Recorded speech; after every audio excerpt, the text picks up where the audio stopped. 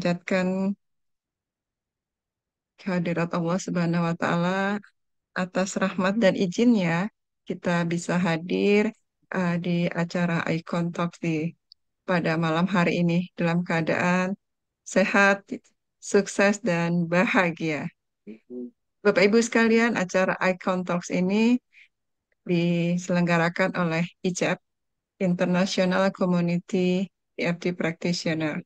Dan kami eh, berkomitmen menyelenggarakan acara Icon Talks ini setiap minggu, ya, setiap minggu sekali pada hari Senin terutama dan hari Rabu, tapi kadang-kadang kita juga lakukan pada hari Selasa.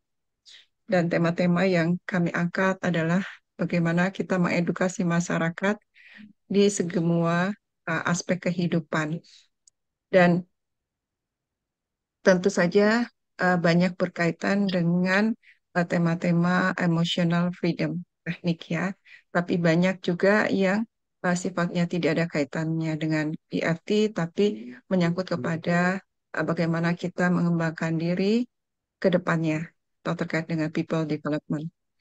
Baik, dan pada malam hari ini kita bersama seorang uh, EFT trainer senior yang beliau sudah sangat lama sekali bersama dengan ICEP, yaitu Pak Fahrul Rozi.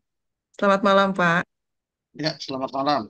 Waalaikum, Pak Fahrul. Apa Waalaikumsalam. kabar? Kabar baik, sehat, Sehat walafiat, ya? Wah, sukses dan Alhamdulillah. bahagia. Jadi Ya. kata walafiat saya tambahkan, karena Oh, sehat sehat. sehat belum tentu walafiat. Nah, nanti perlu dijelaskan ya, Pak, apa bedanya sehat biasa dan sehat Ya, walafiat ya. Baik, terima kasih Pak Fahrur di tengah kesibukan Bapak sehari-hari bisa menyempatkan diri untuk sharing ilmu di acara Icon Talks ini. Dan kita temanya pada malam hari ini yaitu bagaimana EFT sebagai pintu masuk ke tahap spiritualitas. Dan Kamu apa? Video naik ada teh? Itu kan mohon tah? maaf.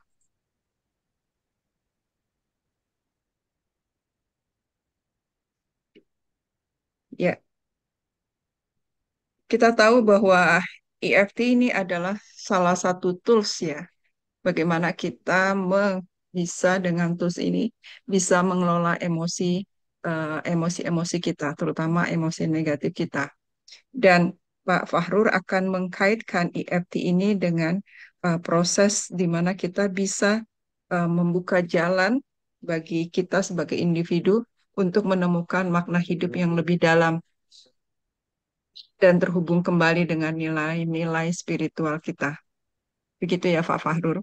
Oke, nah sebelum Pak Fahrur menyampaikan materinya, izinkan saya untuk menyampaikan Cuy, tadi kurikulum di sana, vitae Pak Fahrur. di sana makan apa, cuy? Nggak makan apa-apa. Ya, eh, nama lengkap beliau adalah Insinyur Fahrur Rozi, tinggal di Banjarmasin. Ya, beliau tinggal di Banjarmasin dan lahir juga di Banjarmasin. Jadi pasti orang Banjarmasin ya Pak Fahrur ya. ya, Iya. Em, Pendidikan Pak Fahrur adalah Fakultas Pertanian Universitas Lambung Mangkurat Banjarbaru.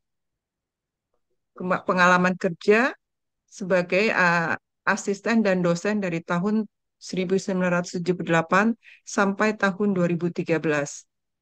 Aktivitas Pak Fahrur sekarang adalah Ketua Umum Yayasan Pendidikan Tinggi Ilmu Hukum Indonesia Sultan Adam tahun 2020 sampai 2025. Kemudian pembina Yayasan Pencinta Kesadaran Hukum dan Keluarga.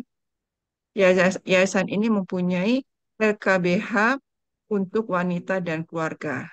LKBH ini membantu kaum perempuan dan anak-anak yang berhadapan dengan hukum. Kemudian sebagai praktisi EFT, juga penulis koran lokal Banjarmasin Post dan pengurus Lembaga Perlindungan Anak LPAI Pusat yang diketuai oleh Seto.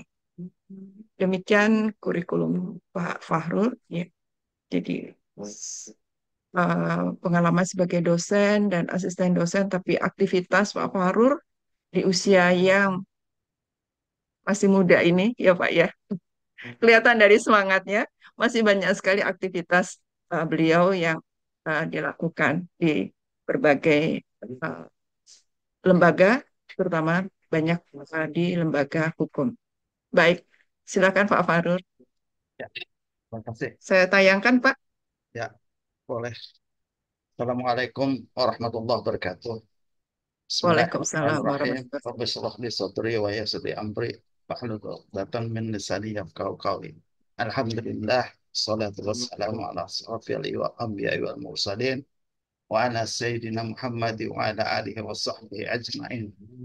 Ya, jadi alhamdulillah kita bertemu dalam sebuah kesempatan yang diberikan oleh Allah. Lalu dengan kita, karena kita sehat, tadi saya mengatakan walafiat, karena kalau walafiat ini saya memahaminya begini, orang sehat itu belum tentu walafiat. Walafiat itu artinya kemampuan-kemampuan kita untuk melaksanakan ibadah-ibadah yang di apa diberikan oleh Allah kepada kita. Jadi orang itu sehat, tapi dia tidak sholat.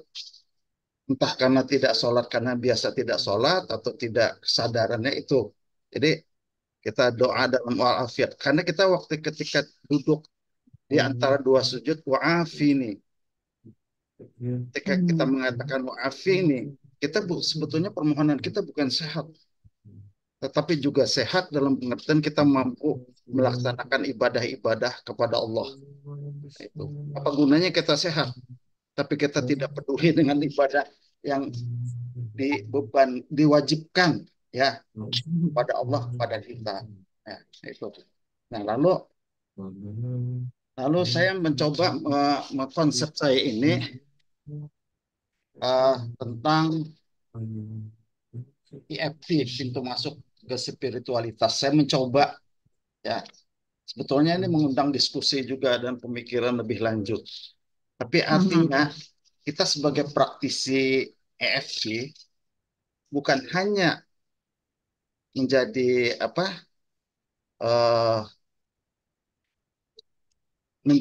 membantu orang mengatasi masalah pada fisik, pada masalah kejiwaan, tetapi kita coba masuk ke spiritualitas.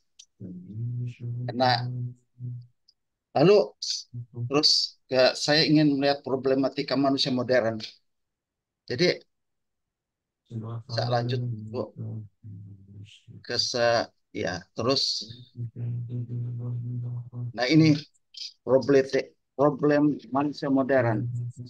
Manusia modern ini pada satu sisi terjebak dalam problem. Apa sih problemnya? Itu kehampaan spiritual sebetulnya. Jadi ada suatu perasaan kekosongan dalam jiwanya.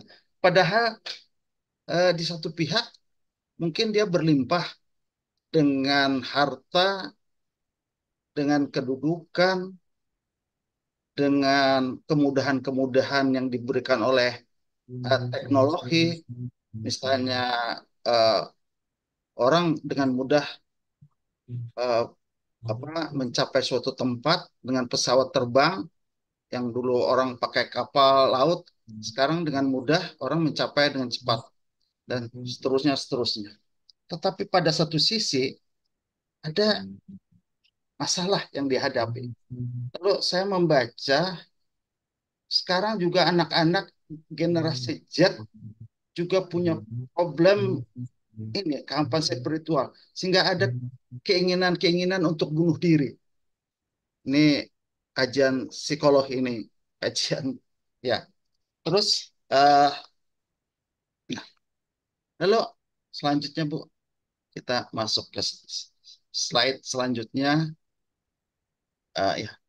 Nah, akibatnya kenapa kehampaan ini terjadi? Karena pola hidup Kita berfokus pada materialisme. Jadi ini sekarang abad materialisme. Jadi saya memahaminya ini abad akhir zaman, dan itu materialisme dijunjung tinggi. Tapi pada satu pihak orang sedang mencari eh, ke arah spiritualitas. Sehingga kita bisa lihat kenapa di Barat terjadi konversi atau dengan Oxodus, orang konversi agama. Kan ternyata agama, atau saya sebut aja ke Islam, karena Islam ternyata memberikan kelengkapan secara spiritualitas dan memuaskan harga spiritualnya. Apalagi sekarang Chat GPT memberikan justifikasi tentang Islam. Ya, maaf kalau ada yang tapi ini ini realita dalam masyarakat modern. Nah, lalu krisis hidup. Akhirnya orang mengalami krisis hidup. Orang tidak tahu apa sih tujuan hidup saya ini. Orang lagi ngejar saja jabatan, mengejar dolar, cuan, dan sebagainya. Ini untuk apa? Lalu karena keseasikan hidup di dunia ini mengejar, dia kekurangan koneksi spiritual. Dia tidak sempat lagi mencoba merenung apa hidup ini, apa tujuan hidup saya ini. Dia isi dengan hiburan-hiburan, entah itu di nightclub dan sebagainya, dan sebagainya. Entah itu lari ke minuman keras, entah itu ke narkoba, dan sebagainya. Nah, jadi ketiadaan refleksi diri atau kehidupan yang terlalu sibuk ini menyebabkan mereka uh, tidak punya waktu untuk merenung kehidupan ini apa sih betulnya. Ini saya melihatnya. Terus bisa lanjut Bu. Nah, ya ujungnya orang sakit. Apakah itu raganya, ragawi, atau jiwanya, atau mental. Sehingga timbullah mungkin raganya sakit, raganya sehat dalam pengertian tampak luar, tapi jiwanya sakit. Nah, kita lihatlah dalam masyarakat kita jiwa-jiwa yang sakit ini. Apa jiwa yang sakit ini? Orang, saya hipotesis saya, ketika masyarakat itu terlibat, terutama dalam fenomena di pimpinan negara kita, orang korupsi. Itu sebetulnya korupsinya itu bukan karena need, kebutuhan. Artinya gajinya nggak cukup 1 bulan, dia terpaksa korupsi. Nggak, dia udah berlimpah. Kita bisa lihat dari media massa, ada orang menyimpan uang sampai 1 triliun di rumahnya. Kalau kita bicarakan ini, kita tidak iri. Apa sih? Mengirikan kepada sesuatu yang batil. Tapi ini sebuah gambaran bahwa masyarakat kita sedang sakit. Sakitnya jiwanya. Ya.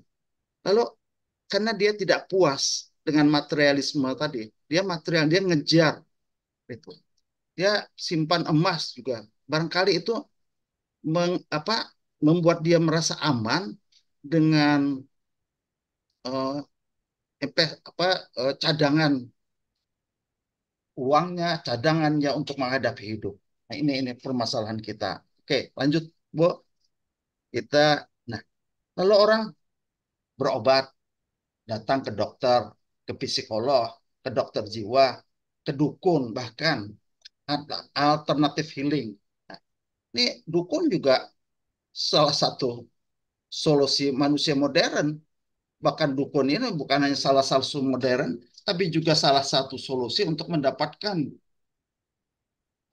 jabatan-jabatan. Orang datang ke dukun.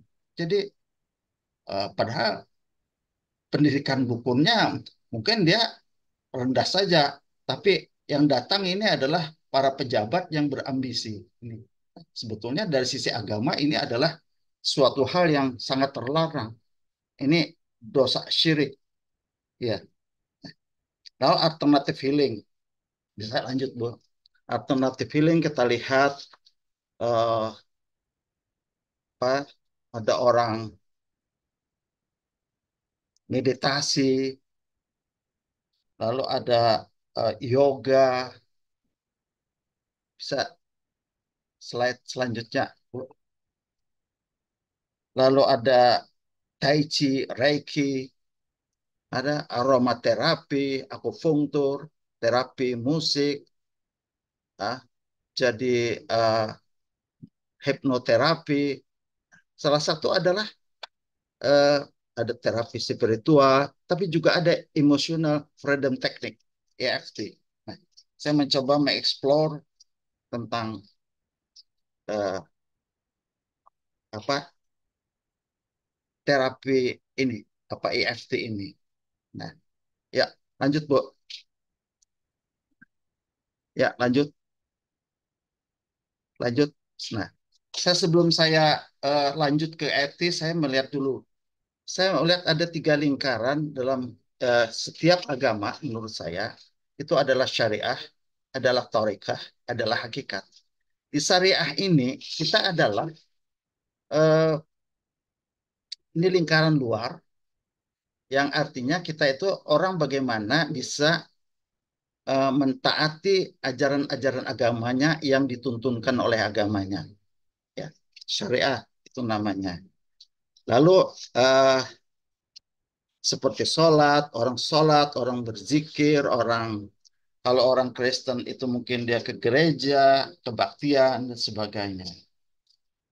Namun eh, pada intinya kita pahami dulu, saya mencoba mengeksplornya, apa sih amal syariat ini? Sebetulnya gunanya untuk membaguskan anggota tubuh kita.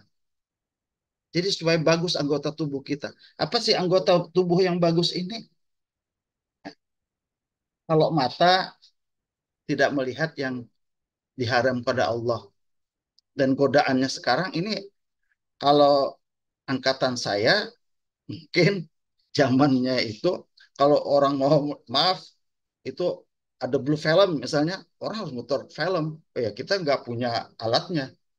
Jadi orang-orang yang punya kemampuan saja dengan ada punya proyektor film dan sebagainya. Tapi sekarang dengan internet anak-anak dengan cepat bisa mengakses ke masalah blue film ini. Itu misal ya. Lalu eh, telinga dijaga untuk tidak mendengar yang haram. Mulut dijaga untuk tidak bergibah. Nah ini problematika kita ini juga gibahnya semakin canggih. Itu gibahnya itu lewat WA. Sehingga saya menulis di Banjarmasin Post.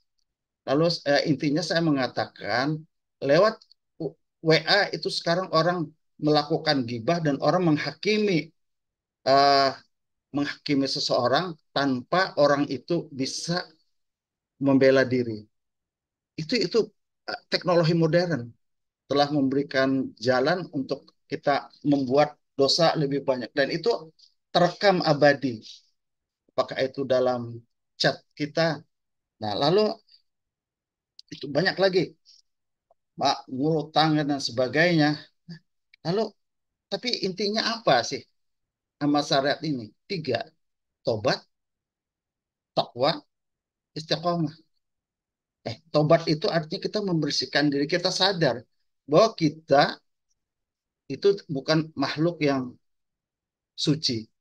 Kita bisa melakukan dosa-dosa besar, kita bisa melakukan dosa-dosa kecil, tetapi yang penting adalah ketobatan kita. Tobat itu sangat dinantikan Allah. Allah sangat gembira menanti tobat kita. Ya. Jadi, lalu setelah kita membersihkan diri ibaratnya orang mandi, kemudian kita takwa. Takwa itu menjaga kebersihan kita tadi. Lalu kita berpakaian, setelah kita bersih, takwa itu ibarat berpakaian, kita berpakaian. Berpakaian yang rapi, yang bersih, yang sopan. Lalu setelah itu pakaian takwa ini harus tahap ketiga itu adalah istiqomah. Istiqomah itu artinya konsisten kita dengan pakaian ketakwaan kita ini. Ya, ibaratnya begini, sekali-sekali kadang-kadang membuka pakaian, ya, tidak berpakaian, kemudian berpakaian dan sebagainya. Jadi istiqomah. Nah, itu lingkaran syariat. Lalu kita masuk ke amal tarekat. Nah, amal tarekat ini untuk menggunanya membaguskan hati. Amal tarekat ini intinya ada 3. Dari ikhlas. Nah, ini ikhlas itu mudah sebetulnya diucapkan, tapi juga memerlukan latihan, riadah, supaya kita bisa ikhlas. Ya, jadi, nah mungkin pada tingkatan ikhlas itu orang ketika mengucapkan Alhamdulillah ala kulli hal. Artinya segala puji bagi Allah atas segala hal yang. Jadi kita biasa mengucapkan Alhamdulillah karena kita diberi kesenangan. Tapi ketika orang menerima musibah, Alhamdulillah, itu juga sebuah tingkatan dalam spiritual. Sebetulnya dia sudah melangkah keikhlasannya. Dia sadar bahwa segala sesuatu terjadi karena Allah. Karena itu kalau orang yang gagal jadi bupati, jadi gubernur, atau jadi caleg, nggak perlu sampai konsultasi rumah sakit jiwa atau diterapi oleh EFT. Karena dia ikhlas, dia sadar bahwa segala sesuatu ditetapkan oleh Allah. Itu. Nah, kemudian ikhlas. Pada tahapan selanjutnya eh, adalah pada tahapan tarekat ini ada sidik. Sidik itu artinya jujur. Saya memberikan ilustrasi begini. Orang sholat itu dia bisa ikhlas, tapi belum tentu dia sidik. Oh, bagaimana? Nah, jadi begini, dia ikhlas, dia melaksanakan sholat itu karena Allah, bukan karena ingin dipuji oleh orang. Kalau lagi dia bujangan supaya diambil mantu oleh calon mertua, enggak. Tapi dia ikhlas karena Allah. Tapi ketika dia sholat, dia belum tentu jujur, sidik. Apa? Ketika dia mengatakan dia membaca Bismillahirrahmanirrahim. Alhamdulillahi Rabbil Alamin. Mungkin pada waktu itu pikirannya tidak pada mengingat Allah dan sadar apa dia sedang berhadapan Allah. Dia mungkin ingat lagi ada PR kah? Entah kerjaan apa lagi. Jadi dia tidak fokus. Dia pada waktu itu kesadarannya teralihkan dengan hal-hal lain yang masuk dalam pikirannya ketika dia sholat. Itu namanya tidak sidik. Nah, ketika itu orang dalam tarekat ini orang melatih sidik. Oh, saya ini nggak jujur. Nah, untuk itulah orang harus paham. Eh, jadi sholat khusyuk itu saya pahami dia memahami apa yang dia ucapkan karena dia paham apa yang dia ucapkan. Satu riset mengatakan bahwa ternyata tidak semua orang yang baca Al-Fatihah itu ketika sholat paham tentang Al-Fatihah maknanya, apalagi maknanya. Jadi artinya saja nggak paham, apalagi maknanya. Maknanya kenapa kita mengucapkan Alhamdulillah, kenapa kita mengatakan tunjuki jalan yang benar. Bahkan hmm, Ustadz Hadi Hidayat mengatakan sebetulnya ketika kita eh, dalam Al-Fatihah itu ada satu momen yang penting untuk berdoa. Tapi itu jadi begini. Alhamdulillahirabbil alamin arrahmanir rahim maliki yaumiddin iyyaka na'budu wa iyyaka nasta'in. Nah, ketika kita mengatakan iyyaka nasta'in itu kata wah itu adalah eh, kita sedang meminta pertolongan kepada Allah. Nah, mungkin problematika hidup kita sebentar kita sampaikan kepada Allah untuk meminta pertolongan. Tapi pertolongan yang terutama itu adalah ihdinas siratal mustaqim. Tunjuki jalan yang benar. Tapi ketika itu di antara ihdinas siratal mustaqim itu dengan jeda sedikit dalam hati saja kita, ya Allah, hamba punya problem ini, tolong hamba. Itu kata Allah. Ya, bisa kita amalkan menurut hemat saya. Saya menerima logikanya. Karena kita sedang memohon pertolongan. Ya. Lalu, nah ini tahapan ketiga itu pada tarekat ini adalah namanya tu'maninah. Tu'maninah itu orang merasa tentram hatinya dengan Allah. Ketika dia ingat Allah, dia ingat Allah. Ketika dia berada pada uh, uh, dia walaupun sendirian berada di hutan, ya, dia tentram karena dia ingat Allah. Dia sadar Allah sedang mengawasinya, sedang menjaganya. Ini pemahaman saya. Lalu kita masuk ke amal hakikat, ini core pada semua agama. Karena itu kalau di syariah itu orang berbeda-beda, masing-masing agama Kristen, eh, Buddha dan sebagainya, Katolik, Tarekah mungkin juga. Tapi pada hakikatnya orang di sini ada sama menurut hemat saya. Amal hakikat ini membaguskan ruh. Jadi ruh ruh yang bagus itu apa sih? Ya, dia kenal Allah. Ya, dia mengenal Allah. Nah, lalu ada tahapan tiganya, ada tiga amalan hakikat itu sebetulnya. Ada namanya muraqabah. Jadi merasa atau kesadaran bahwa Allah itu selalu diawasi oleh Allah. Ini kesadaran yang awal, muraqabah. Jadi sadar betul bahwa kita selalu diawasi oleh Allah. Karena itu kalau orang tidak akan melakukan hal-hal yang tidak baik, hal-hal yang apa, karena dia sadar diawasi oleh Allah. Ketika dia sholat, dia sadar dia sedang berhadapan dengan Allah. Nah, itu ihsan.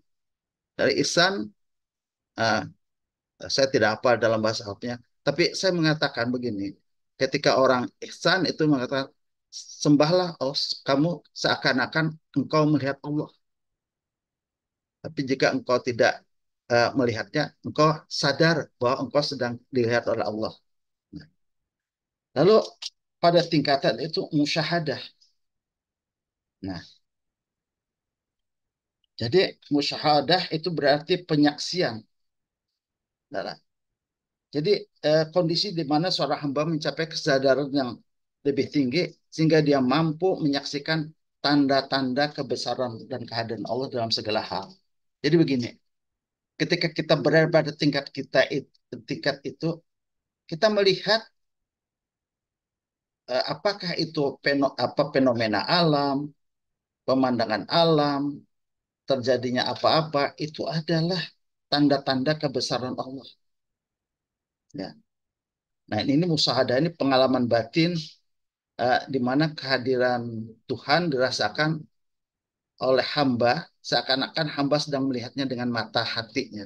Jadi itu kalau menurut saya mata hati itu ada kesadaran batin, kesadaran hati, ya, untuk melihat bahwa ada Allah.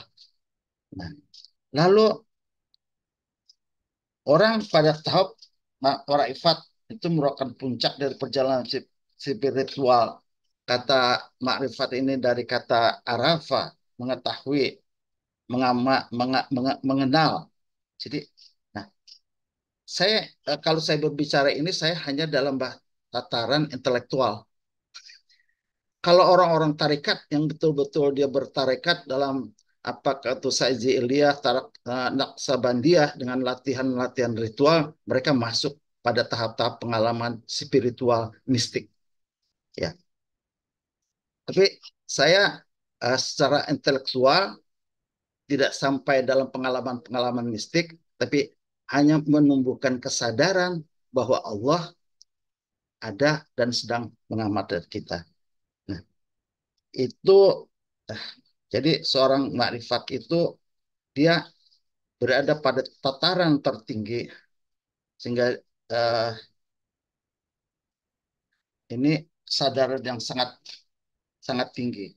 Nah, ini lalu uh, bisa selanjutnya, Bu. Oh ya, ini sudah saya amal syariat tadi sudah saya ungkapkan. Mungkin amal tarekat sudah, lanjut saja Bu, amal hakikat juga. Ya. Nah, sekarang kita masuk ke peran EFT.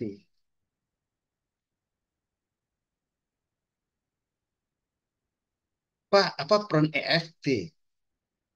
Jadi dia EFT ini alat bantu untuk mendekati lingkar hakikat dalam perjalanan spiritualnya. Nah, lalu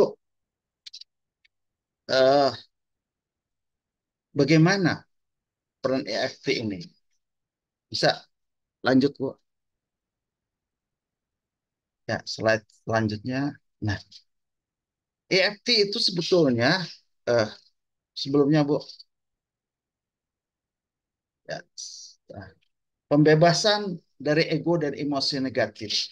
Jadi EFT itu membantu kita dengan tapping, kita sedang membantu pembebasan apakah diri kita, apakah klien kita dari ego dan emosi negatif. Ego dan emosi negatif ini kan yang membuat kita sakit. Kita juga EFT menjernihkan pikiran kita dan menghadirkan kesadaran. Mungkin kita melihat mungkin hubungan antara orang tua dengan anak tidak baik, padahal sebetulnya mungkin ada salah paham antara orang tua dengan anak. Anak mempersepsikan orang tuanya begini, padahal sebetulnya persepsinya salah. Orang tua maunya begini, tapi karena komunikasi yang jelek, lalu dan tidak jernih pikiran, sehingga tidak tumbuh kesadaran. Lalu kita menghilangkan hambatan mental untuk ke perjalanan masuk ke spiritualitas yang lebih dalam. Hambatan mental itu ya kesombongan dan sebagainya. Itu bagian dari hidup kita, iri dengki dan sebagainya dan sebagainya. Energi-energi negatif yang ada di dalam diri kita. Nah, lalu mengasah kepekaan terhadap pengalaman-pengalaman batin. Jadi bagaimana kita mungkin introspeksi diri juga dengan EFT kita mengintrospeksi diri. Ada kalau menurut hemat saya EFT itu berawalnya ber apa beranjaknya dari kesadaran batin kita untuk mengubah keadaan-keadaan yang tidak sesuai dengan keadaan kita. Kita lalu mencoba tapping, mungkin tapping itu bisa di secara fisika eh, psikologi ke apa fisika di aliran eh, apa eh, meridian kita itu bisa membantu kita membersihkan di meridian. Ada satu pengalaman. Jadi begini pengalaman itu saya ceritakan ketika saya pernah bukan menapping, saya mengajarkan seseorang, dia tuh anak muda, udah baru lulus dari sekolah farmasi, dia punya problem baik hubungan dengan orang tuanya, tapi dia lalu saya coba memberikan tapping, saya tidak napping.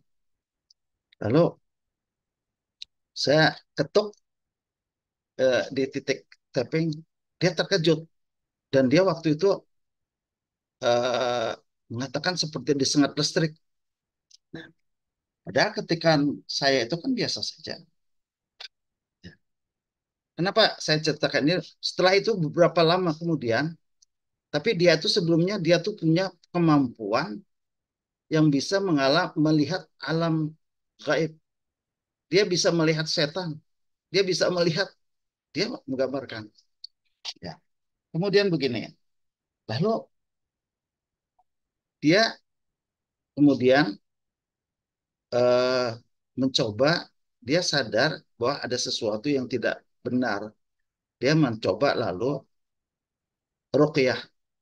Nah, ketika dia di ruqyah, terbongkarlah. Ternyata di dalam tubuhnya itu sangat banyak jin-jin yang halus yang masuk ke dalam tubuhnya. Saya mengikuti ruqyahnya itu dan beberapa kali dia diruqyah. Nah, lalu kenapa itu masuk? Ternyata ketika dia masih SMA, dia ibunya ini senang ke dukun. dan dia dimandikan oleh dukun, apa dan sebagainya. Tapi poin yang ingin saya katakan begini, kenapa saya mengajarkan ini? Oh, kenapa ketika saya melakukan tapping itu dia tersengat oleh listrik? Berarti mungkin makhluk-makhluk itu sedang berada di titik-titik meridian. Nah, itu. Lalu saya tanya pada seorang tukang pijat, saya tanya, Bapak punya pengalaman nggak ngurut orang? Lalu orang itu marah, iya katanya. Ya kan biasa tukang pijat, dia pijat, wah mungkin pada titik-titik meridian itu terkena. Dan ada makhluk di dalam itu. Dia marah, maki-maki pada tukang pijatnya. Nah, kan dia memanggil tukang pijat untuk supaya enak badannya dan sebagainya. Tapi, nah dari situ saya, oh barangkali titik-titik meridian ini membantu, saya nggak tahu apa secara fisika itu akan Pak meng, meng, memaksa bukan hanya secara eh, energi energi negatif itu terganggu dan tersingkir. Nah, lalu EFT itu juga niat dan komitmen untuk mencapai kedalaman spiritual kita. Nah ini. Lalu eh, selanjutnya, Bu, ya. Nah, saya kesimpulannya. Jadi ilmu sudah dalam teknik itu adalah bagaimana dia menjadi alat yang efektif untuk membantu seseorang memasuki lingkar hakikat dalam perjalanan spiritualnya dengan mengatasi hambatan emosionalnya dan mental yang sekali menghalangi kedekatannya kepada Tuhan. Jadi EFT membantu membersihkan dan menenangkan batin, menghilangkan emosi negatif, serta membangun kesadaran yang lebih jernih. Melalui EFT, seorang dapat melepaskan ego dan pikiran-pikiran yang membatasi, memperkuat niat spiritualnya, dan membuka diri untuk mendalami hubungan yang lebih mendalam dengan Tuhan. Dengan demikian, EFT bukan hanya sebagai teknik menyembuhkan emosional, tapi juga sebagai jembatan untuk mencapai tingkat hakikat, di mana spiritual sejati bisa tercapai dengan membentuk penghayatan dan pengabdian yang penuh. Nah, untuk ini, menurut hemat saya, eh, praktisi EFT eh, pada tahapan ini masuk bagaimana membawa kliennya ke arah spiritualitas. Jadi bukan hanya membantu mengatasi, tapi pada intinya mengarah membantu mengantarkan dia ke arah spiritualitas ini. Karena itulah core kehidupan manusia pada spiritualitas ini. Dan ini yang terjadi di manusia modern. Spiritualitas ini uh, manusia kehilangan spiritualitasnya. Nah, ini yang bisa saya sampaikan. Mungkin kita bisa bahan diskusi, tapi alhamdulillah saya telah coba sampaikan ya dalam tempo setengah jam lebih atau 40 menit. Tapi mungkin bahan ini sebetulnya kita mencoba mendiskusikannya bagaimana. Atau dari pengalaman-pengalaman praktisi EFT. Makasih. Assalamualaikum warahmatullahi wabarakatuh. Ya. Waalaikumsalam warahmatullahi wabarakatuh. Ya, Pak Fahrur, terima kasih. Eh, sangat dalam ya ininya. Slide-nya nggak banyak, Pak, tapi cukup dalam. Bukan cukup lagi, sangat dalam, sehingga kita perlu mencerna pelan-pelan sambil kita diskusi lebih jauh lagi. Baik, Bapak Ibu sekalian, dari yang disampaikan oleh Pak Fahrur Rozi tadi, ada pertanyaan atau mungkin komentar atau mungkin ada hal yang ingin disampaikan? Silahkan. Saya cek kolom chat, Pak. Belum ada. Ya, baik. Sambil menunggu ya, Pak.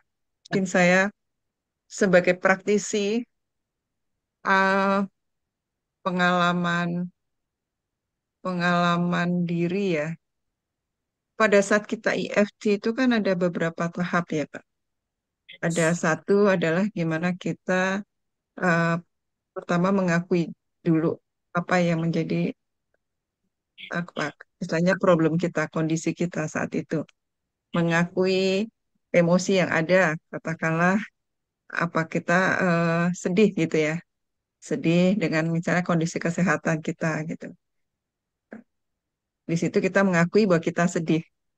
Kemudian tahap berikutnya adalah kita kan melepas itu kan, merasa sedih itu, let it go kan. Pertama acceptance, kedua let it go, melepas rasa sedih itu. Kita ikhlas, kita pasrahkan rasa sedih ini, kita lepas, kita lepas, kita lepas. Setelah itu, tahap kemudian adalah kita mencari solusinya, adalah mencari eh, apa yang kita putuskan, kita memilih apa. Nah, pada saat kita mulai memilih itu, ini pengalaman saya pribadi, begitu kita memilih untuk ikhlas, kita memilih untuk pasrah, kita memilih bersyukur gitu ya, terkait dengan kondisi kesehatan. Itu sendiri sudah memberikan perubahan energi yang luar biasa ya Pak Fahrul. Iya, Jadi kerasa sekali pada saat kita tapping itu, kita sedih, sedih, sedih, lalu kita memilih untuk kita bersyukur saja. Satu poin saja, misalnya satu poin. Poin pertama saja ketika kita menerima, itu sendiri kan sudah suatu kondisi gimana kita menerima kondisi ini adalah takdir Allah gitu kan. Itu kan sudah punya nilai spiritual yang sangat tinggi ya. Artinya kita tidak tidak kok saya sih yang sakit. Nah, kan itu tidak kita kita menolak kan. Saya sih yang sakit. Saya udah terus-terus berobat kok saya masih sakit. Itu kan tidak menerima. Tapi begitu kita acceptance, kita menerima, ya, saya sakit, saya menerima sakit ini. Saya sedih, saya menerima sakit ini. Gitu. Itu kan satu kondisi di mana kita ikhlas dengan kondisi yang diterima. Itu saja secara energi dah luar biasa, Pak. Kalau kita ucapin berkali-kali, saya menerima, itu sendiri sudah yang tadinya tubuh kita nggak nyaman gitu ya. Begitu kita ucapkan terus, terus, terus saya menerima, itu lama-lama akan tenang dan energinya nyaman. Seperti itu. Bagi kalau kita udah sampai bisa bersyukur. Di akhirnya kita bersyukur dengan kesehatan kita dari atas sampai bawah. Itu saja sudah membawa energi yang lebih lebih lebih kuat lagi gitu. Nah, itu pengalaman-pengalaman yang eh, pribadi ya yang saya ya. inikan dan saya lihat juga di klien juga kalau kita sudah bisa membawa mereka kepada acceptance di awal, kemudian bersyukur kalau mereka bisa sampai pada istilahnya di tahap em, apa namanya forgiveness. Jadi forgiveness tuh minta maaf sama Allah, memaafkan diri sendiri, kemudian memaafkan orang lain dan lingkungan. Itu biasanya juga cukup dalam. Itu sih Pak pengalamannya. Jadi eh, mohon komentar dan masukannya Pak. Ya, ya, saya kira benar. Jadi itu kan acceptance kita nerima. Tapi ada satu poin lagi. Di poin terakhir itu kan kita sebetulnya juga sedang mengadu kepada Allah. Ya Ya, Allah, ini kondisi ini hanya Engkau yang bisa. Jadi sebetulnya itu adalah sebuah dialog kita dengan Allah tanpa betul. ya sebenarnya suatu dialog yang Iya. dari kesadaran kita. Kalau kita siapa lagi ya Allah ini yang bisa mengatasi problematika ini? Manusia Mhm. tidak ya Allah. Kalau Engkau tidak izinkan, saya nggak mampu memecahkan masalah ini. Tolong hamba Mhm. sepok. Kita bisa di situ dalam dalam ungkapan-ungkapan yang apa eh, apa ya yang dalam mengeluhkan pada siapa lagi ya Allah. Saya kalau saya begini ada ya Allah dokter bukan penyembuh saya katakan Mhm. ya tapi Betul. dia karena engkau yang maha penyembuh. Asyifa, Ya. Asyafi, engkau. Tapi kalau dokter itu hanya jalan yang engkau berikan, ya Allah. Nah, karena itu mungkin saya mengatakan juga pada pasien mungkin ya, pada teman-teman juga. Jadi pasien itu juga harus hati-hati. Dari pengalaman saya begini, Bu. Jadi begini, saya punya pengalaman orang, saya punya teman di Jogja. Dia didiagnosis oleh dokter. Ternyata diagnosisnya salah. Bahkan itu Oke. fatal. Dia diberikan pengencer darah, bahkan terjadi bleeding. Kemudian ada juga orang orang begini, dia didiagnosis mah, dua-duanya didiagnosis mah, tetap ternyata penyakitnya liver. Loh, kok ini? Kalau saya kan mengatakan, karena itu ketika kita mau itu kan salah satu jalan syariat yang diberikan oleh Allah, yaitu Mhm. dalam hal kita untuk berobat. Ya, kalau kita memerlukan pertolongan dokter. Tapi pertolongan dokter juga kita harus sadar. Nah, disitulah kesadaran kita juga. Ya Allah, pilihkan dokter yang tepat. Kalau Mhm. tidak berdoa juga kita diagnosisnya dokter itu salah kok. Kenapa salah? Itu atas izin Allah juga. Kalau kita Iya, kembalikan, artinya itu pelajaran bagi kita sebagai pasien, istilahnya itu jadi pasien yang cerdas. Ya, ada kecocokan. Dia mungkin tepat mendiagnosisnya. Nah, bagi si dokter juga ada kesadaran ketika dia mengucapkan, ya Allah, berikan hamba kemampuan untuk mendiagnosis dan memberikan terapi kepada pasien saya ini. Kalau tidak, ya enggak. Nah, itu pengalaman-pengalaman itu untuk menyadarkan kita bahwa ada sesuatu yang di luar diri kita yang berperan yang ternyata tidak bisa kita atur. Kita ternyata apa istilahnya, wah saya sakit deh, saya ke dokter. Wah, ini kata dokter, wah, ya mah. Seharusnya dokter yang pintar kan, oh, periksa dulu darah dan sebagainya. Mungkin si dokter merasa sudah sangat pintar, berpengalaman, wah ini. Nah, ini pengalaman-pengalaman ini menyebabkan kita juga harus sadar.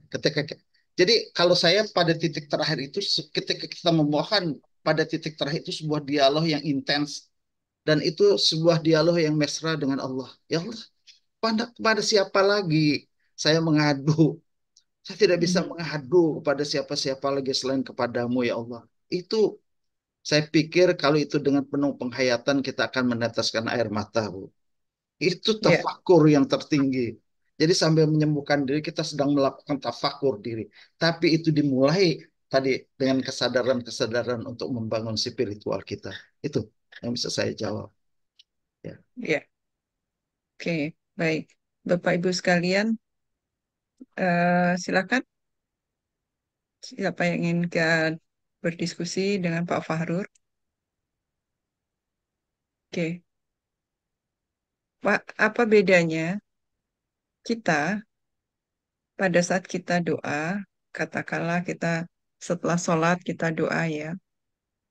Nah, ketika doa itu kan kita sesuai dengan apa ya cara-cara yang ditetapkan ya untuk untuk adab-adab berdoa dan sebagainya.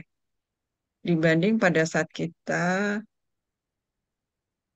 tapping, ya pada saat kita tapping, tapi kita istilahnya afirmasinya, kalimat-kalimat yang kita gunakan adalah kalimat-kalimat spiritual. Jadi karena kita misalnya kita secara Islami kita bilang ya Allah, saya ikhlas dengan semua apa yang kau tetapkan terhadap kesehatan saya ikhlas dengan kondisi ini ya Allah. Saat itu ya. Itu pada saat acceptance ya Allah, atas izinmu saya memilih untuk sehat, atas izinmu saya terus ikhtiar gitu kan. Lalu kita doa yang seperti Bapak sampaikan. Tapi kan kita dalam posisi tapping kan Pak. Ya. Nah, kita tahu secara untuk praktisi EFT kita tahu bahwa kalau kita tapping itu juga ada apa, perubahan energi di meridian-meridian kita, ya kan? Nah, sekarang secara rit apa istilahnya, pada saat kita ibadah doa itu kan kita nggak tapping. Nah, bagaimana ini perbedaannya Pak kondisi ini? Eh, saya pikir sebetulnya doa itu ibadah. Memang Mhm. kalau kita habis sholat itu secara tuntunan itu dituntunkan oleh kalau Islam misalnya tuntun syariat ada doanya dan sebagainya. Tapi menurut tema saya itu juga ketika kita tapping itu juga doa karena permohonan kita kan kepada Allah.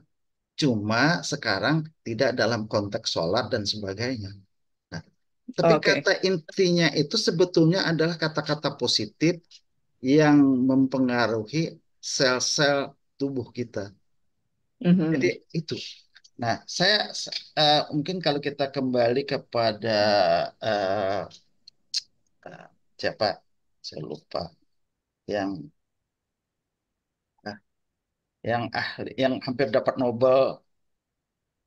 eh, jadi dia melakukan penelitian, katanya itu pikiran kita yang mempengaruhi sel-sel kita. Nah, itu kalau kita kembalikan pada hadis Nabi, ada hadis Nabi. Seorang sahabat Rasulullah sakit, dikunjungi oleh Rasulullah. Lalu mengatakan, ya Rasulullah ini panas sekali ini. Wah, hebat nih. Ini bisa mati saya membawa umur. Enggak, kata Rasulullah. Tenang aja, tidak. Dia terus mengatakan itu. Nah, sebetulnya dia sedang mengirimkan pesan-pesan negatif kepada seluruh sistem sel dia bahwa dia akan mati. Nah, ini memang meninggal.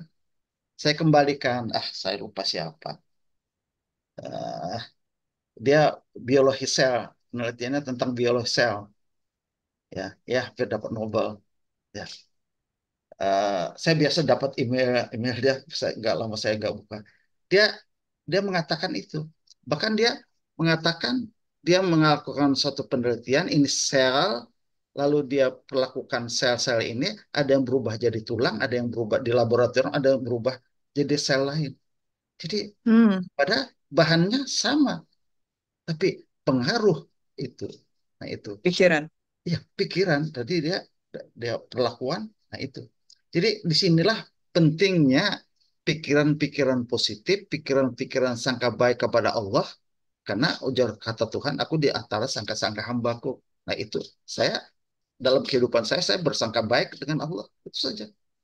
Kalau Allah menurunkan ini, saya sangka baik aja. Ya Allah sedang, saya, ya Allah sedang uji untuk menaikkan derajat saya. Itu aja. Ya. Ya. Jadi dalam spiritualitas saya, saya terima ini ya Allah. Karena itu uh, ada satu amalan yang kalau orang sebut, Alhamdulillah ala kulli hal. Ya, terima. Alhamdulillah segala ala kulli hal. Ala kulli hal itu atas segala hal. Ya, kalau kita tadi terima uh, nikmat, dapat duit, misalnya, udah, wah Alhamdulillah kita ucapkan. Hmm. Tapi ketika kita lagi terantuk Nggak batu, punya duit. ya, gak punya duit. Alhamdulillah, atau kita gagal bisnis kita, Alhamdulillah. Gak ada orang mengucapkan Alhamdulillah saya gagal berbisnis, rugi misalnya puluhan juta, gak ada. Tapi ajaran Sufi mengatakan Alhamdulillah. Nah itu hal positifnya mungkin Allah ganti dengan sesuatu yang lebih baik. Itu. Jadi saya memahaminya secara spiritual. Ada satu cerita tentang seekor burung di padang pasir yang eh, sakit itu, lalu kata itu dalam pembicaraan malaikat ini, burung ini akan sakit selama 1 tahun. Dia disuplai oleh teman-temannya makanan. Tetapi ternyata dalam tempo 6 bulan si burung ini sehat kembali. Lalu dia Lalu kata malaikat itu bertanya pada, kan Anda mengatakan 1 tahun tadi. Iya. Tapi dia katanya ternyata si burung ini berzikirnya, itu deh. Alhamdulillah ala kulli hal. Alhamdulillah segala. Nah, itu zikir. Ya, kalau kita zikir, zikir burung, zikir ikan, zikir, juga ada satu penelitian fisiologi pada tumbuhan, itu juga tumbuhan berzikir. Saya lupa di mana saya baca itu, tapi dia mengatakan dia takjub. Ini satu satu eh, hal-hal. Nah, cuma bagaimana kita sampai ke tahapan mental itu yang berat, Bu. Saya pikir itu memerlukan latihan dan kesadaran lagi. Iya, siapa sih yang ketika rugi terantuk patu, alhamdulillah kepala benjol jatuh di tanah, kepala benjol, alhamdulillah ini kalau sampai itu hebat sekali. Itulah perjalanan Mhm. spiritual. Kalau saya mungkin juga perjalanan spiritual karena saya semakin menua dalam usia. Ya, Mhm. ya. Jadi pendakian saya itu kan ibarat pendakian itu sebuah sedang mendaki. Ya, Ya. sekarang saya mendaki, saya harus pada puncak pendakian saya akan tutup usia. Bukan ketika saya lagi sedang menurun, saya tutup usia. Itu harapan kita. Nah, alhamdulillah saya dalam usia 76 tahun ya masih sehat, masih karena saya tidak mau berpikiran negatif. Apaan? Pikiran negatif. Kalau ada hal-hal politik, kalau saya kecewa ya udah ini. Karena saya juga mengikuti perkembangan politik dan sebagainya, tapi saya kembali ini apa maksud Allah? Itu saja. Sehingga saya kembali kepada eh, apa? Oh ya, ini ada maksud Allah nggak tahu kita. Cuma saya berdoa saja sebagai seorang manusia. Ya Allah, pertama doa saya, ya Allah tunjuki pemimpin-pemimpin kami, kemudian tolong kami hindari dalam malapetaka bangsa ini dari baik penjajahan dan sebagainya. Gitu. Jadi Ya. itu, nah ketika rantai doa kita ini, saya pikir menjadi rantai doa, apalagi diucapkan dengan tulus, itu akan menjadi kekuatan untuk negara kita. Nah, itu ya. Ya, Pak. Jadi doa itu bisa eh, melekat pada ibadah-ibadah yang lain ya, Ya, pada saat ya, sholat dan lainnya, atau ya, dia doa juga bisa dilakukan terlepas dari ibadah yang lain ya, ya, bisa mandiri ya. dilakukan ya. Dan Karena kita doa bisa, itu kan mm, permohonan kok. Ya mohon. ya, Ketika kita berada dalam satu situasi, kita juga memohon. Kita berada dalam satu situasi pesawat. Oh, ini lagi turbulence pesawat. Ya Allah, mm, ini hamba mohon keselamatan ini. Tapi hamba ya itu doa. ya itu. Ya, tidak Tidak, didahului dulu oleh sholat dan ya sebagainya ya. ya. Karena doa itu setiap saat ketika pada situasi, karena Tuhan memberikan kesempatan kepada kita. Dia terus Mm, membukakan pintu doa. Ya, itu ya, pemahaman saya. ya, baik Pak. Jadi sekali lagi karena kita juga bisa EFT, kalau itu di luar ibadah kita bisa lakukan itu dengan teknik-teknik ini ya Pak ya. Ya, ya. Itu doa sebetulnya. Ketika Mhm. EFT itu doa. Kalau saya Ya. melakukan, saya sedang berdialog dan berdoa. Saya lagi Mhm. sedang, ya, berdialoglah dengan Tuhan. Dialog itu Ya, bisa ya. dalam ucapan doa-doa saya. Kok ini problematikanya begini. Mhm. Hadapi problematika itu kan macam-macam, Bu. Bukan problematika pada diri kita, tapi pada lingkungan-lingkungan kita yang Betul. menyebabkan kita. Nah, Nggak saya nyaman ya. saya sedang mengelola sebuah yayasan, Bu, yang sekolah tinggi. Itu, eh, aduh, saya tadi memberikan komentar pada grup itu ada tulisan di Kompas, saya lalu memberikan tentang Fakultas Hukum dibubarkan, gitu kan? Fadilah apa? Lalu saya berikan tadi baru saya kirim, lalu saya mengatakan itu kritik yang kepada Fakultas Hukum yang dalam situ kan saya mengatakan kurikulum kita itu tidak bisa memberikan kemampuan kepada eh, mahasiswa kita ketika bekerja di luar menghadapi problematika praktis. Beda dengan di Amerika. Lalu saya katakan mereka juga sedang melakukan eh, pembenahan kurikulum. Lalu saya katakan pembenahan kurikulum itu dipahami hanya sekedar mengganti nomenklatur. Sebetulnya bukan hanya mengganti nomenklatur, tapi bagaimana orang menyampaikan dengan pembelajaran yang berbasis based learning project, based learning problem, lalu ada macam-macam. Itu yang tidak dilakukan karena kita tidak mampu, saya bilang. Mampu nggak kita? Karena kita tidak belajar lagi. Nah, ini masalah kita di perguruan tinggi, saya lihat juga tidak belajar lagi. Saya terus Mhm. belajar. Ya, saya pendidikan, saya tidak sekolah, tapi sebenarnya punya kesempatan sekolah, tapi saya tidak melakukan itu karena pertimbangan-pertimbangan. Bahkan saya punya kesempatan untuk keluar negeri, tapi saya tidak menyesal. Tapi saya terus belajar. Karena itu saya mengatakan, saya harus belajar seumur hidup. Wisuda saya ketika malaikat maut mencabut saya. Itu aja. Di wisudalah saya. Dan mungkin harapan saya di wisuda sebagai mukmin yang baik Amin, itu. amin, Itu semuanya amin. wisuda kita hari ini kita terus belajar, saya terus belajar. Ya, Ya, saya saya terus belajar, nggak henti, itu aja. ya, Itu oke. harus saya jika hidup problematika dan sebagainya. Ya, Ya, baik, Pak. Ini pengalaman Pak Fahrur sangat, karena sudah senior, pengalamannya banyak, kita bisa belajar banyak nih Bapak Ibu sekalian dari Pak Fahrur ya. Apalagi bila dikaitkan dengan EFT. Silakan, siapa yang ingin diskusi lebih lanjut dengan Pak Fahrur? Bu Ivi, ya, selamat malam. Bu Dewi, sudah belajar tafsir? Sudah ada pertanyaan, Bu? itu, Bu, apa belajar tafsir itu termasuk manusia pembelajar sepanjang hayat. Iya, Iya, saya juga belajar, Bu. Cuma itu tadi, karena waktu saya beli tafsir 30 juz, ada.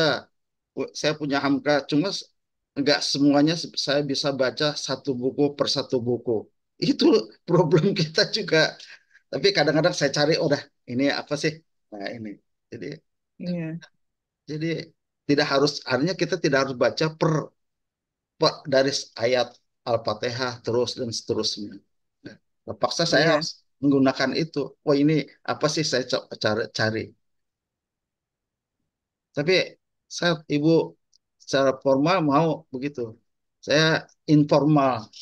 Jadi saya ya,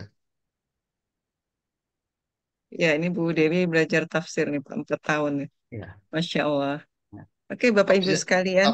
tafsir itu sangat dalam sekali, Bu. Lain kalau tafsir sufi. Mungkin katanya begini, tapi pemahaman orang sufi lain lagi. Jadi itu, Oh, jadi bisa berbeda ya, Pak ya. jadi Oke, nah, itu memperkaya kita. Dan akhirnya ya, satu ya. kata, ketika kita mengatakan Islam, itu adalah pemahaman kita tentang Islam. Itu saya memahami. Mhm. Jadi kalau kita wah ini menurut Islam. Ya menurut Islam siapa? Menurut Islam pemahaman Anda. Karena Imam Syafi'i lain lagi, Imam Hanafi lain lagi. Nah, yang menjadi masalahnya kan ketika pemahaman-pemahaman kita ini kita klaim sebagai kebenaran. Lalu kita yang awam ini bertengkar. Yang para imam nggak bertengkar. Sholat subuh aja kunut nggak masalah. Kita jadi masalah di kampung. Ya kan? Karena itu kadang kematangan beragama kita juga toleransi dan padahal nggak semuanya nggak salah. Itu kan pemahaman. Ya, Itu. ya. Pak, boleh satu pertanyaan sambil menunggu teman-teman. Ya, boleh. Tadi peran peran EFT itu kan satu pembebasan dari ego dan emosi negatif, kemudian menjernihkan pikiran. Tadi udah Bapak jelaskan ya, menghilangkan hambatan mental. Tadi juga udah dijelaskan, mengasah kepekaan. Ini justru yang pertama ini Pak, pembebasan dari ego dan emosi negatif. Ya, Kalau itu bisa tolong dijelaskan lebih ya. detail, Pak. Kalau menurut sama saya begini, kita sadar nggak dulu introspeksi diri kita. Pada awalnya kan kita ini punya emosi negatif nggak? Punya ego nggak? Ego itu bagian dari kita, tapi ada ego yang negatif, ada emosi yang negatif. Nah, ketika kita menyadari itu, kita sedang membersihkan. Eh, Ibaratnya begini, kita sedang mendiagnosis diri kita. Mhm. Lalu kita mencoba mendiagnosis diri kita, oh saya ini sih emosi orangnya. Saya kadang-kadang terpancing, begitu. Saya tidak sabaran. Nah, itu kan bagian. Nah, ketika kita menyadari itu kan kita secara pelan-pelan, oh iya. Lalu kita, oh ya Allah, saya ini eh, cepat sekali bereaksi yang apa, yang negatif. Ya Allah, mungkin berikan hamba, ya Allah. kesadaran untuk bagaimana menghilangkan, tolong ya Allah, ego ini, perasaan ini, karena Engkau yang bisa menghapusnya, Allah. Hamba berjuang, berikan hamba kekuatan. Itu. Nah, jadi ke dalam EFT ini saya pikir begini, kita mendiagnosis diri kita apa sih penyakit, bukan hanya penyakit fisik, tapi juga penyakit psikis kita. Itu. Nah, ketika kita menyadari penyakit psikis kita, kalau kita sebagai EFT apa praktisi, kita membantu klien kita mencoba mendiagnosis apa sih emosi-emosi negatif kita. Ya, Oh, itu oke. kita masing-masing yang tahu tentang emosi negatif kita. Mhm. Ya, eh, Eh, bahasa lainnya mungkin awareness ya, Pak. iya, Betul kan? awareness. Iya. Jadi ini Awareness ya. sebenarnya sudah masuk pada eh, kawasannya psikolog dan eh, dokter jiwa. Ya, menurut saya psikolog. Ya, tapi sebelum kita ke mereka, tadi yang Bapak katakan, secara pribadi sendiri, secara individu, kita sendiri ada kemauan kita untuk menyadari diri kita kan, Ya, awareness itu. Oh, aku nih pemarah gitu loh. Atau kok kondisinya seperti ini aja dengan kejadian kecil saja kok aku ya, sensitif gitu ya, irritable gitu ya, gampang marah, gampang tersinggung gitu. ya, Nah, dari kesadaran itu nggak bener nih kalau aku terus-terusan marah gini kan apa-apa marah. Ya akibatnya juga nggak nyaman buat diri saya, nggak nyaman buat tubuh karena kita marah itu kan sel-selnya juga depresi ya Pak. ya.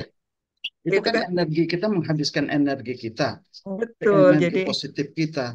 Nah, iya. kesadaran itu. Nah, itu kan sebetulnya kalau kita masih normal dalam pengertian Aha. kita sadar, kita tahu, Iya. tahu bukan, oh saya ini sebetulnya, nah, tapi kadang-kadang ketahuan dan kesadaran kita itu tenggelam lagi dalam Iya, keseharian kita. Itulah betul manusia. betul. Nah, karena itulah, Iya. situlah kuncinya kita memohon pertolongan kepada Allah. Kata saya tadi, iya karena budu wa iya karena stain, iya karena Mhm. stain. Ya Allah, hamba mohon pertolonganmu. Di situ, ya. Nah, mungkin kita sempat, ya Allah, hamba ini sebetulnya orang yang pemarah. Tolong ya Allah, redakan, Mhm. hilangkan. Itu sebentar saja doa kita. Lalu kita kena, ya karena budu, ya karena stain. Nah kita lakukan ihdinas siratal mustaqim. Jadi antara ihdinas siratal mustaqim dan itu tadi kita menyelipkan, tapi itu hanya dalam hati, ya Allah. Hamba ini Iya. kita sedang itu sedang eh, apa sambungan internet kita sedang kencang dengan Allah. Iya, Iya, iya. ya. Jadi kalau di luar sholat itu lain. Maka itu sholat. Maka itu kan kata silat juga. Itu silat itu orang bermain silat itu bukan mau berkelahi. Maka itu di Jakarta orang mau mantenan datang bersilat dulu. Ya kan? Orang Betawi sebetulnya itu menjalin silaturahmi. Mhm, mhm. Jadi Iya. jadi itu anu saya. Jadi kesadaran itu sebenarnya. Nah, permasalahannya manusia modernnya kesadaran itu yang tenggelam dalam keseharian. Apakah keseharian kesibukan karir, apa jabatan, mengejar apa dan sebagainya yang sifatnya duniawi. Dan itu ya sebagai manusia hidup kita wajar-wajar saja mengejar itu. Tetapi masalahnya tetapinya adalah kita tenggelam di situ. Ternyata kita terjerumus ke dalam itu. Sehingga kita dalam lumpur itu kita tenggelam itu. Jadi Oke. modern saya melihatnya. Ini kata Nah, saya. ya.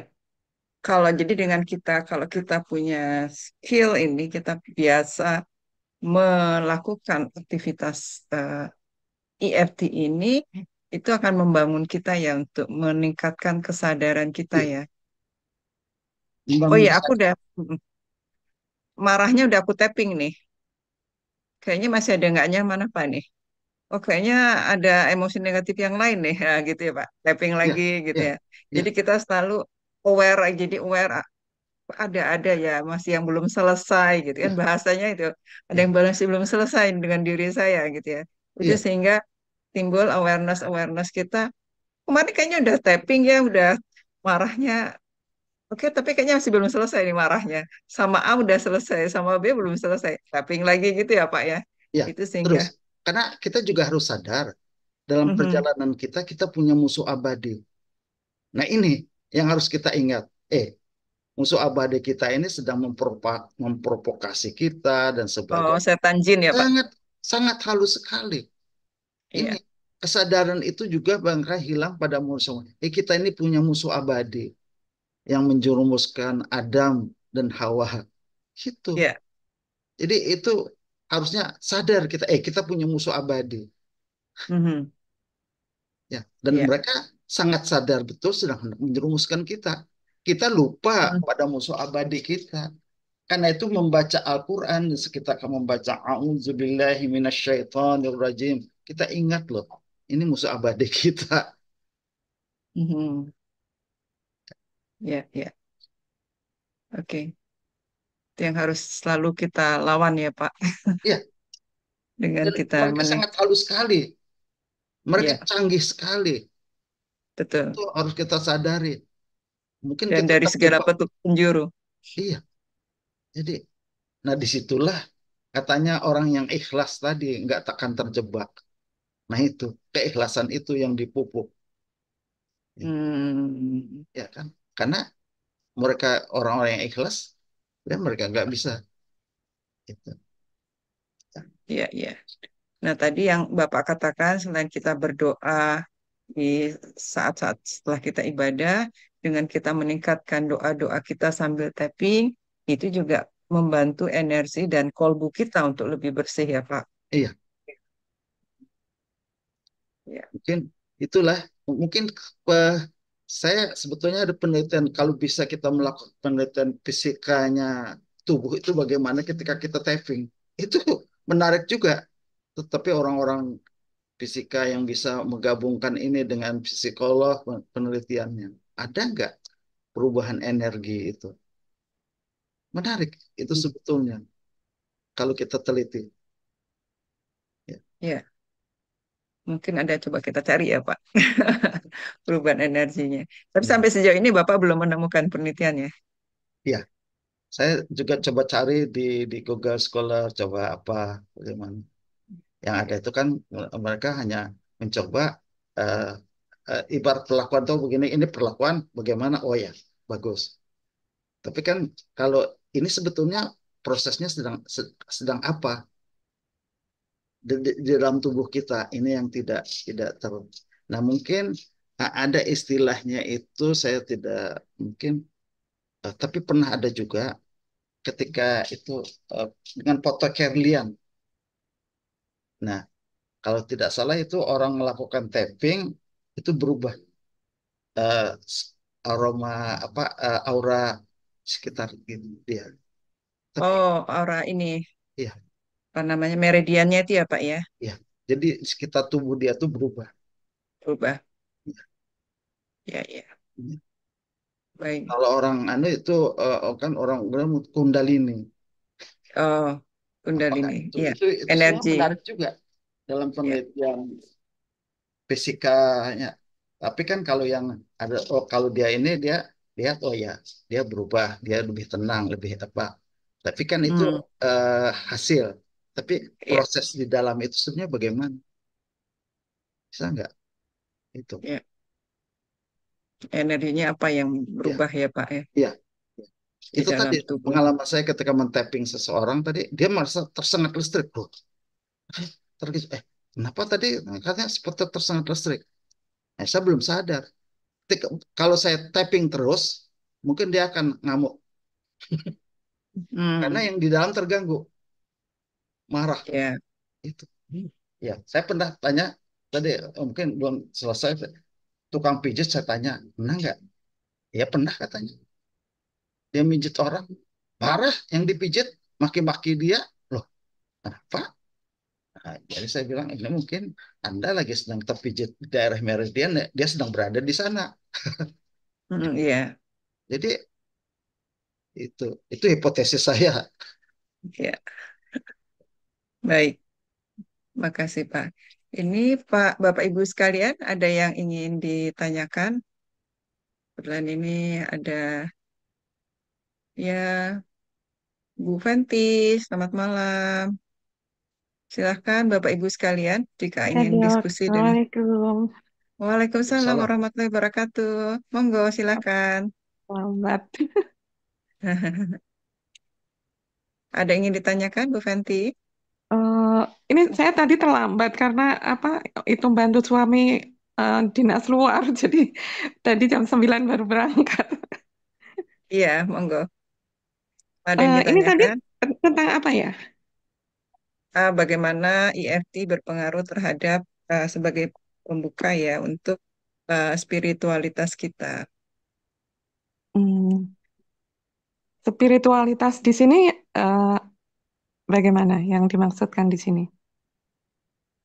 Ya, spiritualitas kita ya terutama tadi yang Pak Fahrul katakan dari awal ya, itu bagaimana mulai dari syariah itu adalah segala sebentar. Mungkin secara ini Pak sampai ke tarekat sampai ke hakikat ya. Untuk sampai di tahap-tahap itu EFT juga akan banyak membantu. Artinya membantu kita memenuhi mulai dari kesadaran kita ya sampai tingkat kedekatan kita sama Allah itu untuk spiritual itu. EFT akan banyak membantu di tahap-tahap itu, Bu. Hmm. Bisa dibantu Pak secara detailnya, secara Ya, ringkasnya tadi EFT. ya. Jadi begini, sebetulnya kan eh, inti kehidupan kita itu sebetulnya kesadaran kita. Itu kesadaran kita.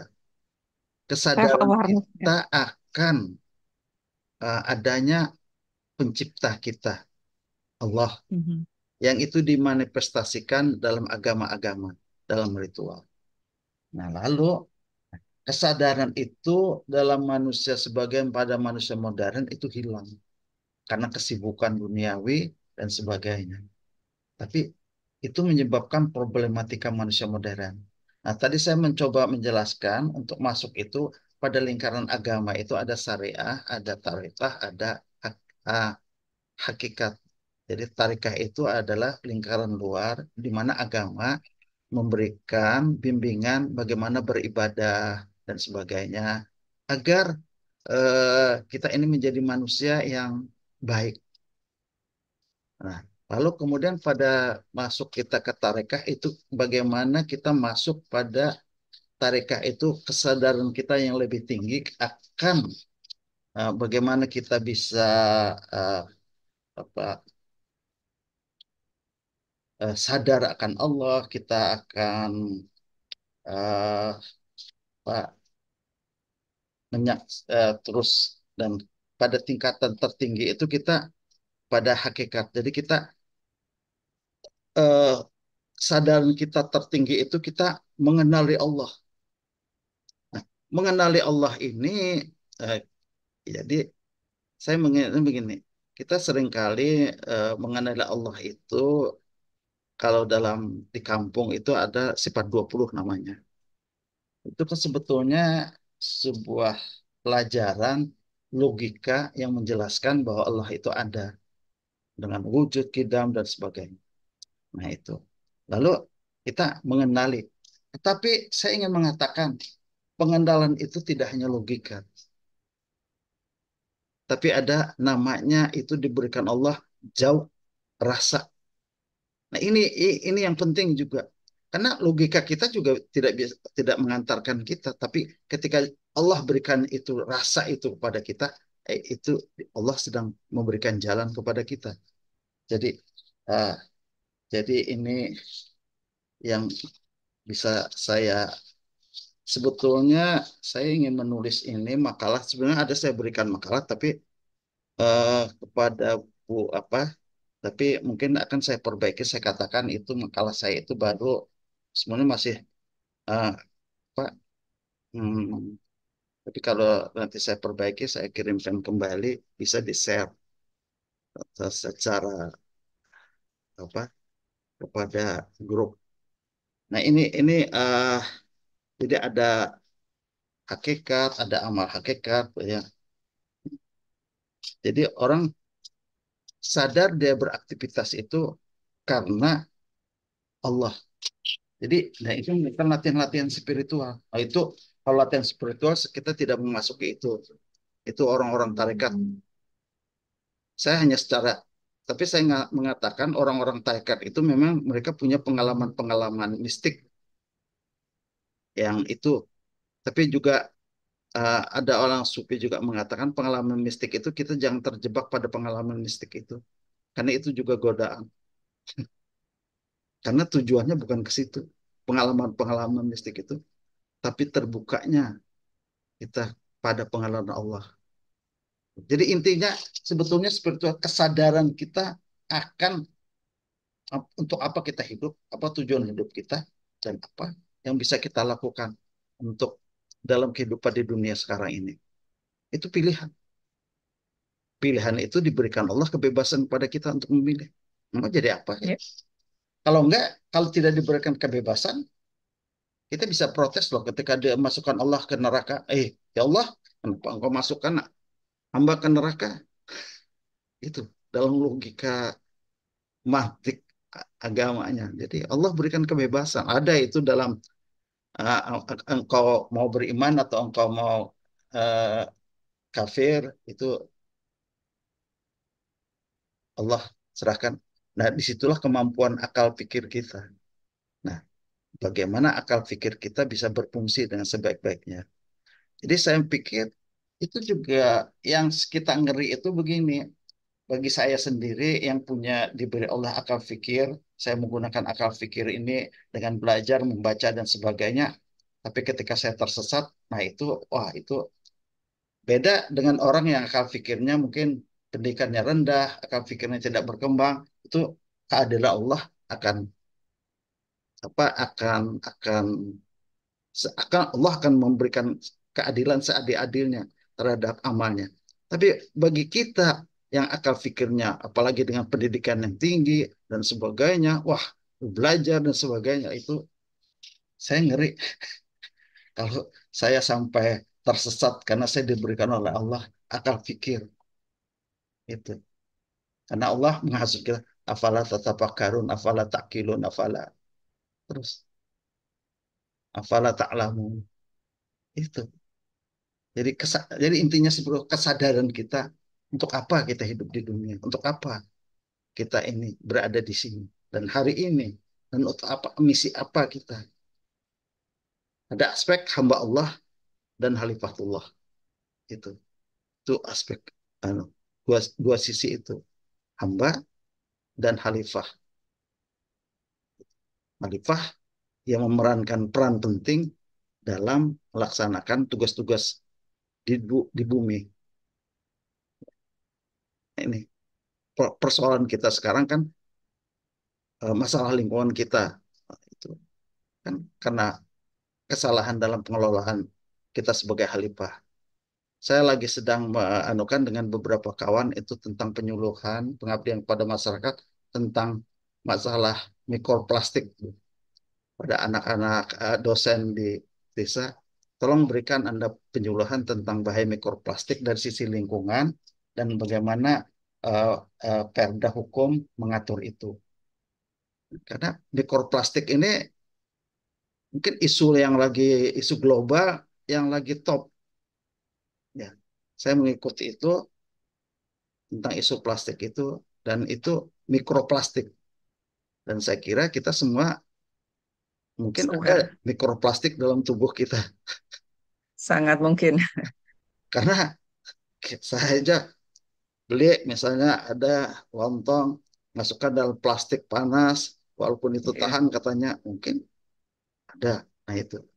Dan Indonesia termasuk konsumsi yang paling besar dalam hal dalam plastik. mikroplastik. Iya, ini isu lingkungan kita. Ya, itu yang bisa Ya, jawab intinya kesadaran sebetulnya spiritualitas itu. Allah itu. Ya, Dan ada kedekatan akhirnya. Jadi kalau saya merumuskan, Tuhan itu adalah sesembahan kita. Tuhan itu adalah eh, teman kita. Mungkin agak terlalu ekstrem saya mengatakan teman, terlalu berani. Tapi itulah ekspresi saya tentang Tuhan. Saya pada teman, ya Allah, saya mengadu. Tapi dia adalah hakikatnya sesembahan saya yang menciptakan saya. Tapi pada posisi itu, saya bisa berkeluh kesah kepada seperti seorang teman kepada sahabatnya. Itu ya, dan proses itu bisa dibantu dengan EFT tadi ya, ya Pak ya. ya, ya. Kesadaran itu kita tumbuhkan. Karena kita sudah membersihkan energi negatif ego kita dan sebagainya dengan EFT. Nah, mumpung kita sudah berada pada tahap itu, kenapa kita tidak masuk ke tangkap yang lebih tinggi lagi untuk mencapai kesadaran itu? Karena kita pasti akan berpulang kepada Allah. Nggak ada, tinggal nunggu waktu saja. Itu kesadaran itu harus tetap. Ya, Assalamualaikum, Bu. ya Waalaikumsalam. Maaf Pak. Tadi Tetap. Bu Fenti oke ya, sudah paham ya Bu? Oke. Silakan Pak Sri. Assalamualaikum, Bu. Ya, Ini Pak, Waalaikumsalam. ini Pak Silakan Pak. Gunawan nih di Aceh. Ya, Pak Sri Gunawan. Iya, silakan Pak. Oh, ya sangat menarik. Ini apa namanya? Dalam kajian malam hari ini. Ini sedikit. Halo. Ya, silakan Pak. Kita mendengar Pak. Tadi ada yang mau nyampaikan lagi siapa tadi? Enggak. Tadi ada suara masuk, udah saya mute. Oh ya, Silakan Pak Sri. Pak Sri Gunawan. baik. Baik. Tadi sudah saya sampaikan sama Bapak Fahri ya. Fahrur Rozi. Bapak Fahri ya. Pentingnya kita eh, untuk kesadaran kita hidup di dunia ini. Semuanya kita pasti butuh eh, Allah Tuhan kita. Sedikit mungkin eh, maaf, mungkin masukan dari saya kaitannya dengan bahwa kita dibekali akal oleh Allah Subhanahu wa taala. Seperti tadi disampaikan, apakah kamu tidak berpikir, apakah kamu tidak berakal dan sebagainya. Tentunya akal kita ini harus menuju ke wahyu. Jadi tidak apa artinya, tentunya akal kita ada batasan. Makanya kita sumber yang utama dalam Islam ini adalah Al-Quran dan Sunnah Rasulullah SAW. Maka dari itu tetap kita memegang yang baik akal kita, tetapi karena akal kita terbatas, maka dari itu akal kita juga harus mengikuti sunatullah, mengikuti Al-Quran tunjuk Rasulullah SAW. Seperti mungkin pernah kita dengar ya, ketika kita hanya mengandalkan lebih ke akal ya, mengagungkan akal, itu juga bisa membawa penyimpangan dalam berpikir kita. Kalau tidak dibekali dengan menuju ke arah wahyu atau Al-Quran dan Sunnah Rasulullah SAW. Itu bagian dari mungkin masukan ataupun mungkin apa ya dari kami, Ibu. Kemudian kaitannya dengan tadi ya, sampah tadi ya. Jadi apalagi negeri kita ini ya sangat miris ya, yang orang lain saja tidak mau menerima sampah, tetapi negeri kita ini malah mengimpor sampah. Ya, terlepas apa manfaatnya, intinya sampah ini tentunya bawa penyakit dan lain-lain, dan penanggulangannya pun tidak mudah. Ya. Kita dengar bahkan malah mengimpor sampah. Mungkin itulah kita doakan mudah-mudahan kebijakan negeri kita ini ya semakin ke depan semakin lebih baik. Tadi mudah-mudahan oknum-oknum yang ingin mendapatkan sedikit duniawi ini memang harus ada sanksi yang tegas ke depannya. Mudah-mudahan lebih baik lagi kemungkinan ke depan ini, sehingga tidak mudah membuat kebijakan-kebijakan yang akan membawa kesetaraan tidak hanya 1-2 orang, bahkan makhluk hidup yang lain akan menderita. Seperti Allah sudah firmankan ya, mungkin kita sering mendengar, Zaharul fasadu fil bari wal bahri maka sabat aidin nas. Telah nampak kerusakan di langit dan bumi karena akibat ulah manusia yang tadi, yang memenuhi hawa nafsunya, ingin sekedar senangnya sendiri, tidak memikirkan jangka panjang untuk anak cucu dan segala macam. Bahkan kita dengar sekarang ini ya, mungkin kita keprihatinan kita bersama juga, Gen Z yang katanya sekarang ini itu lebih instan, pengennya segera dapat kesenangan dan lain-lain, tapi pengorbanan, ikhtiar, usaha itu anak-anak sekarang itu sangat dimanjakan, dan ini yang harus menjadi PR kita bersama juga. Mudah-mudahan ini kebijakan mungkin Menteri Pendidikan dan lain-lain, sistem pendidikan harus lebih baik lagi, lebih berkarakter yang baik, ya, bukan sekedar maaf ganti menteri, ganti kebijakan. Makanya ini memang PR jangka panjang. Ya mudah-mudahan ini bukan apa keluhan mungkin pribadi saya, tapi ini harapan kita semua. Bahasanya kalau kita hanya mengejar pribadi kita sendiri yang baik, maka kita pun akan dimintai pertanggungjawaban juga. Bagaimana dengan saudara kita, lingkungan kita? Kalau kita berdiam diri, tidak mengingatkan pemimpin kita, tidak peduli dengan lingkungan masyarakat, makanya khairun nas anfa'um nas, sebaik-baik manusia adalah yang paling bermanfaat. Sebaik-baik manusia adalah yang paling baik akhlaknya di keluarga, di masyarakat. Jadi memang itulah mungkin kembali ke agama, ada keseimbangan dunia, akhirat, ada keseimbangan akal, wahyu, juga keseimbangan dalam jasmani, rohani, dan dalam pikiran kita juga, supaya tidak cukup hanya, kembali lagi, tidak cukup hanya kita memikirkan jasmani saja yang sehat, sementara rohani kita, pikiran kita ternyata jauh dari nilai-nilai yang dikehendaki oleh Tuhan kita. Demikian mungkin pencerahan untuk saya pribadi khususnya. Mudah-mudahan ada manfaatnya. Mohon maaf Pak Fahrur, Ibu. Terima kasih Pak Sri Gunawan. Ya. Assalamualaikum warahmatullahi wabarakatuh. Waalaikumsalam warahmatullahi wabarakatuh. Ya, tadi sifatnya masukan ya Pak Fahrur ya. Monggo silakan ditanggapi Pak. Jadi saya aja. Ini aja tentang akal kita tadi. Jadi kita kan disuruh Tuhan menggunakan akal kita. Tapi kita sadar bahwa akal kita ini akal yang terbatas. Nah, oleh karena itulah menurut hemat saya, ketika kita sholat tadi, kita meminta kepada Allah, ihdinas siratal mustaqim. Tunjuki jalan yang benar. Artinya termasuk akal kita. Jangan sampai akal kita menjerumuskan kita. Itu menurut hemat saya. Karena Tuhan menyuruh kita menggunakan akal, tapi jangan lupa, akal itu harus dibimbing oleh akal yang maha besar, akal yang maha cerdas, yaitu Allah. Nah ini. Nah, masalah-masalah problematika kehidupan bermasyarakat kata ya memang semoga. Nah itulah kalau kita melihat masalah itu kita seperti pesimistis, kalau saya begini saja, mari kita membentuk rantai doa. Dan semoga di antara doa-doa kita itu adalah doa yang diijabah oleh Allah. Itu saja. Tuhan, tunjuki pemimpin kami jalan yang benar. Kalau saya ekstrimnya kadang-kadang saya nambahkan, kalau mereka tidak benar ya Allah hancurkan.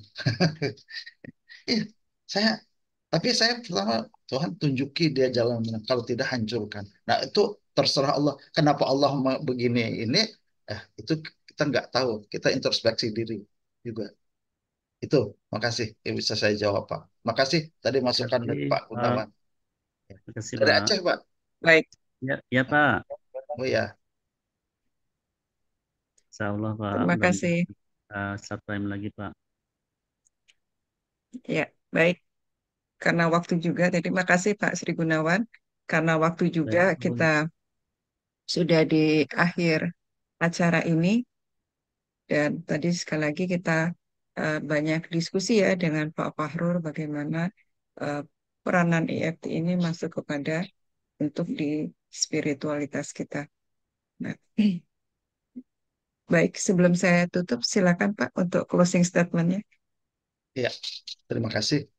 Jadi eh, kita mencoba bagaimana eh, meningkatkan fungsi EFT ini menjadi tadi sebagai jalan pintu masuk kita untuk pada diri kita sendiri untuk menuju ke eh, pengenalan Allah yang spiritualitas kita untuk meningkatkan dan klien kita.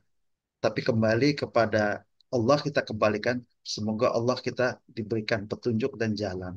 Kalau enggak, kita juga enggak bisa. Tapi terima kasih atas perhatian Bapak-bapak, Ibu-ibu, dan semoga ini ada manfaatnya bagi kita semua, terutama bagi saya, untuk semakin bagaimana sih kita memikirkannya. Makasih. Assalamualaikum warahmatullahi wabarakatuh. Waalaikumsalam warahmatullahi wabarakatuh. Ya, Pak Fahrul, terima kasih atas sharingnya pada malam hari ini dan ini satu topik yang sangat dalam sekali ya. Bagaimana tools yang kita salah satu tools yang biasa kita gunakan di komunitas kita ini untuk kita meningkatkan diri kita. Dan topiknya pada malam hari ini adalah khususnya untuk spiritualitas. Dan saya yakin diskusi kita sangat dalam, akan memberikan manfaat yang sangat dalam dan luas juga buat para hadirin yang hadir dan nanti para pemirsa yang mendengarkan acara ini lewat YouTube dan lainnya ya. Sekali lagi, uh, Pak Fahrul Rozi, jazakallah khair atas ilmunya, sharingnya pada malam hari ini, dan Bapak Ibu semua yang hadir pada malam hari ini, terima kasih atas kehadiran dan partisipasinya. Mudah-mudahan kita semua selalu dalam istiqomah terus belajar, istiqomah terus memperbaiki diri kita dan semakin hari semakin dekat dengan Allah Subhanahu wa taala. Baik, Amin ya Rabbal saya Alamin. Endah Ernawati, mohon maaf bila ada kekurangan. Sekali lagi jazakallah khair Pak Fahrul dan Ya. Bapak Ibu sekalian. Sampai ketemu di acara Icon Talks berikutnya. Wassalamualaikum warahmatullahi wabarakatuh.